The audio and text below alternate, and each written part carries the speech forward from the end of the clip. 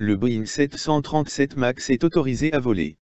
Le 18 novembre 2020, l'Agence fédérale de l'aviation américaine a autorisé le 737 MAX de Boeing à voler à nouveau, après 20 mois d'immobilisation au sol à la suite d'accidents mortels qui ont causé la mort de tous les passagers et membres d'équipage.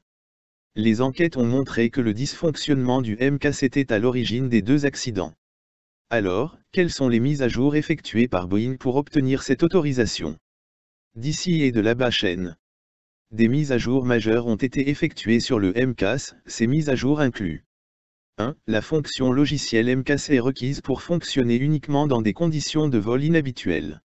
2. Il s'appuiera sur 2 capteurs au lieu d'un, comme c'était le cas auparavant. Chaque capteur soumettra ses propres données à l'ordinateur de contrôle de vol de l'avion.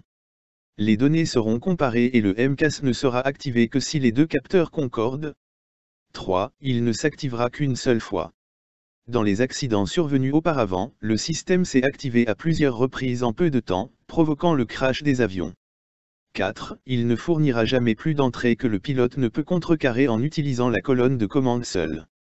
5. De plus, MCAS n'aura jamais la priorité sur les pilotes. Les pilotes continueront à avoir la possibilité de contourner le MCAS à tout moment pour prendre le contrôle de l'avion. Mise à jour supplémentaire. Quelques éléments sans rapport avec les accidents sont également mis à jour.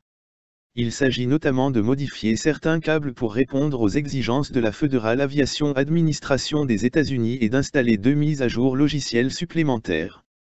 Amélioration du logiciel informatique des commandes de vol pour fournir davantage de vérifications croisées entre les ordinateurs de commande de vol.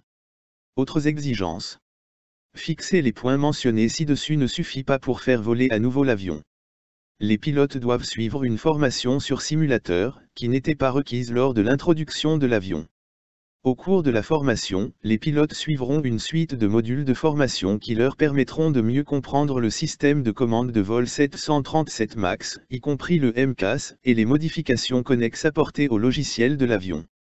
Le régulateur de chaque pays déterminera les exigences de formation finale.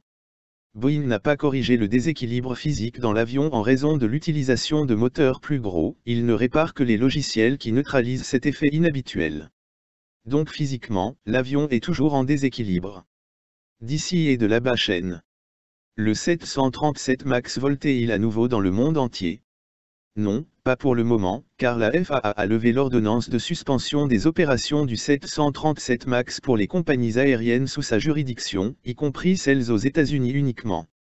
Boeing doit travailler avec d'autres régulateurs mondiaux et compagnies aériennes afin de remettre l'avion en service dans leur juridiction. Le 737 MAX retrouvera-t-il la confiance? Cela peut ne pas être facile, surtout pour les passagers. Boeing doit travailler dur sur cette question. Remise en service. Qu'un avion ait été fabriqué après l'échouement ou qu'il se trouve déjà dans la flotte d'un client, il doit passer par un processus rigoureux défini par FAA avant de revenir en service. Préparation des avions. Les avions qui ont été stockés doivent subir un processus d'activation complet avant de pouvoir être considérés comme prêts à être remis en service. Inspection des avions. Une fois que chaque avion est préparé, il sera soigneusement inspecté par rapport à un ensemble solide de critères définis par le FAA. Après 20 mois au sol, le 737 MAX de Boeing pourrait bientôt voler à nouveau, mettant fin à un épisode tragique qui a coûté la vie à 346 personnes et causé de graves dommages aux grands constructeurs de jets américains.